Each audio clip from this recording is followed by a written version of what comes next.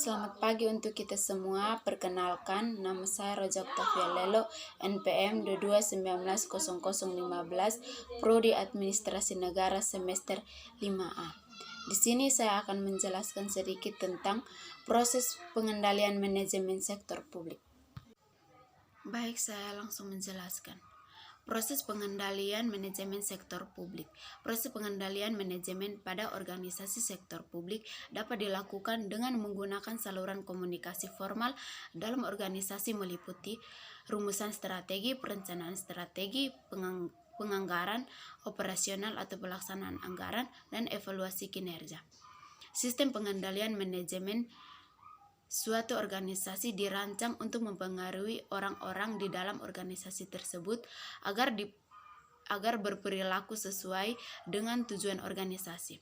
Pengendalian organisasi dapat berupa aturan dan prosedur birokrasi atau melalui pengendalian dan manajemen informasi yang dirancang secara formal. Perumusan strategi atau strategi formulation.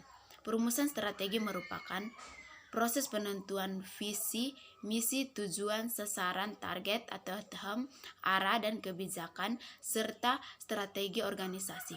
Perumusan strategi merupakan tugas dan tanggung jawab manajemen puncak atau top manajemen.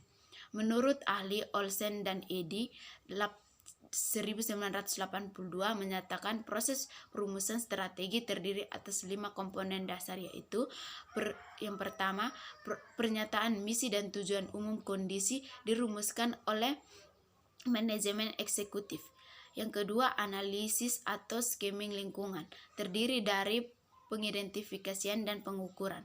Yang ketiga, faktor-faktor eksternal yang sedang dan akan terjadi dalam kondisi yang harus dipertimbangkan pada saat merumuskan strategi organisasi. Yang keempat, profil internal atau audit sumber daya yang mengidentifikasi dan mengevaluasi kekuatan dan kelemahan organisasi. Yang kelima, perumusan evaluasi dan pemilihan strategi. Perencanaan strategi atau strategi planning. Proses strategi merupakan proses yang sistematik yang memiliki prosedur yang schedule-nya jelas. Organisasi yang tidak memiliki atau tidak melakukan perencanaan strategi akan mengalami masalah dalam penganggaran. Misalnya terjadinya beban kerja anggaran yang terlalu berat, alokasi sumber daya yang tidak tepat sasaran, dan dilakukannya pilihan strategi yang salah.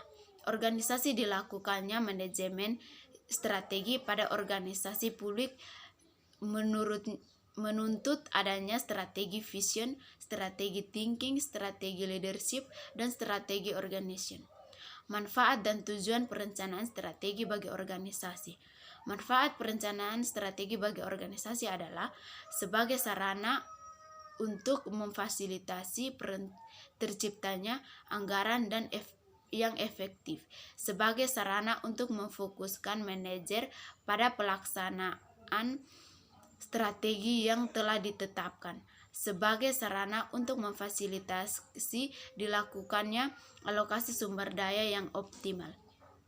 Tujuan utama perencanaan strategi adalah untuk meningkatkan komunikasi antara manajer puncak dengan manajer level bawahnya. Penganggaran dan penilaian kerja.